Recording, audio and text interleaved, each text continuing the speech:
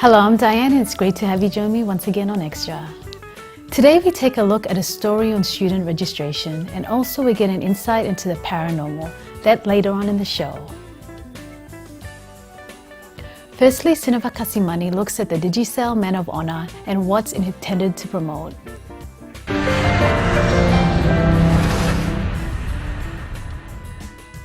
Papua New Guinean men are seen as some of the most violent men in the world.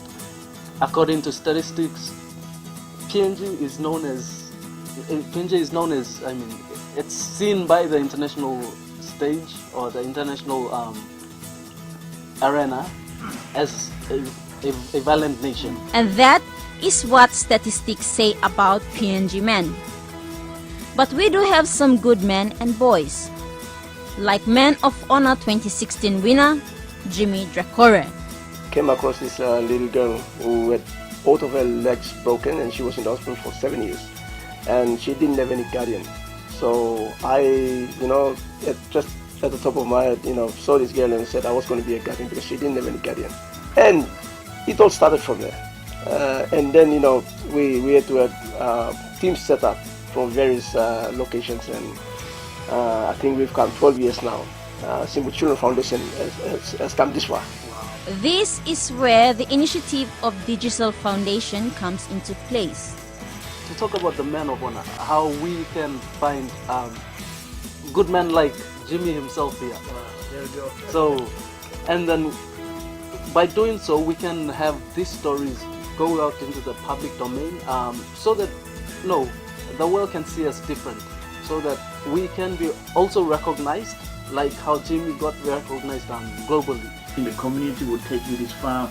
KJ of Malolo Show on our radio station had a chat with these two gentlemen to talk about the Men of Honor and its campaign for 2017.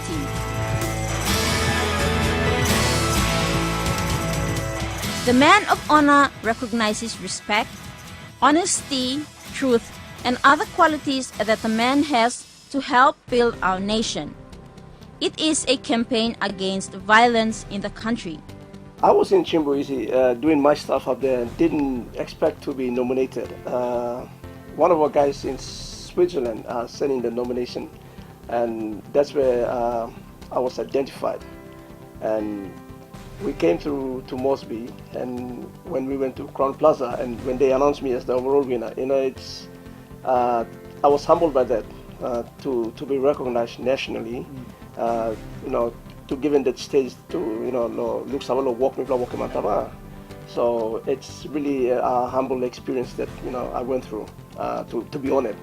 And so the campaign is on again for the year 2017 with 7 categories: Community Ingenuity Award, Sporting Mentor Award, Community Entrepreneur Award, Community Education Champion, Community Leadership Award, Young Men of Honor Award, and the Allen Mahuru Posthumous Service Award. Way back 1963. The unsung heroes, we don't know who they are. It is heartwarming to have people show their appreciation to others. To nominate your Man of Honor, go to your nearest Digicel outlets and grab yourself a nomination form, or simply go onto their website and nominate now. Young children can now aspire to a role model, as opposed to always having these bad stories being published in the mainstream media. We're now focusing on positive behavior for an affirmative action. Every man, they're very special and they are the strength of the family. If they can stand up, take the lead like men, I'm sure they can do greater things. Taking responsibility na noken be animal narbla. Stand up strong na do it in your rightful conscience in that way. And not only that, if every one of us do that, I think we will have a healthy and peaceful community. This is the great thing of what this award is all about. It's a measure of character. Be a strong advocate. And to me also invoke man belong church. I'm not really well educated, but I'm much desire. Individuals who use their talents. Very unique candidates. Some have just started their lives and some have done it for many, many years. At the same time, we work in school law, look at my mama. Got to commit yourself and discipline yourself. What they've done over their years for their communities and for their families and for their businesses and for sport and many other events like that. They probably all deserve a medal. Certainly a great avenue to promote a better society. Next, Gregory Avira brings us his story on student registration.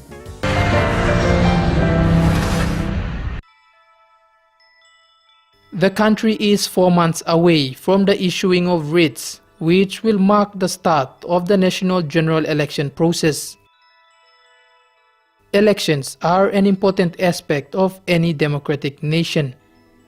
It is a time when each and every citizen has the opportunity to have a direct influence on the country's leadership for the future. The Electoral Commission is working towards having a more inclusive national general election for next year. This time it is doing something new. The Commission on Tuesday launched its first ever school voter registration exercise. The exercise was conducted throughout this week in secondary schools in the National Capital District. Gero Secondary was one of these schools which saw a good number of students registering as provisional voters. For many of these students, next year will be the first time to cast their votes in an election. Youths make up 40% of the country's total population. It is through such an exercise that the Electoral Commission hopes to include this large group for next year's general elections. The school voter registration exercise is part of the Commission's efforts to have all eligible voters registered in preparation for next year's election. Deputy Electoral Commissioner Simon Sinai says past elections have been conducted but with minimal involvement of most of the eligible youth population. In preparation, the PNG Electoral Commission is now updating the electoral roll nationwide in the next 3 months to register new enrollments, including youth students who are 18 years and above, as well as those voters whose names were not registered on the roll for the 2017 or 2012 elections. I must point out here that students are among the voting population in PNG who has been mere spectators of elections in for a very long time, since the first elections in 1977. The student registration exercise is the first of its kind to be conducted by the Electoral Commission.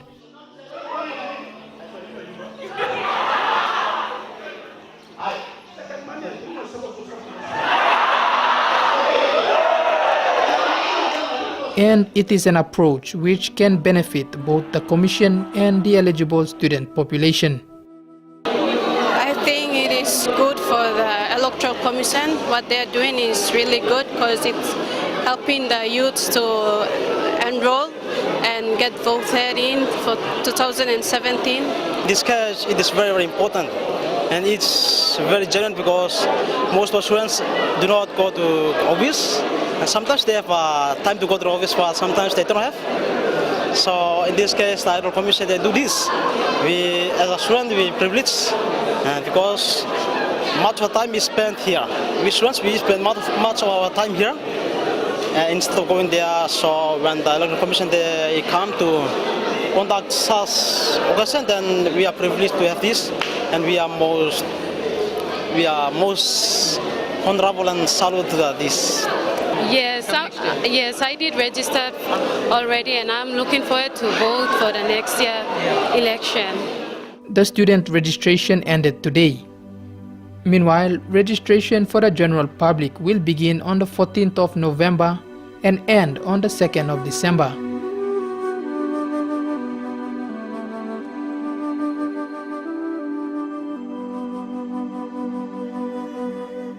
Thanks, Gregory, for that story. Coming up, afternoon tea.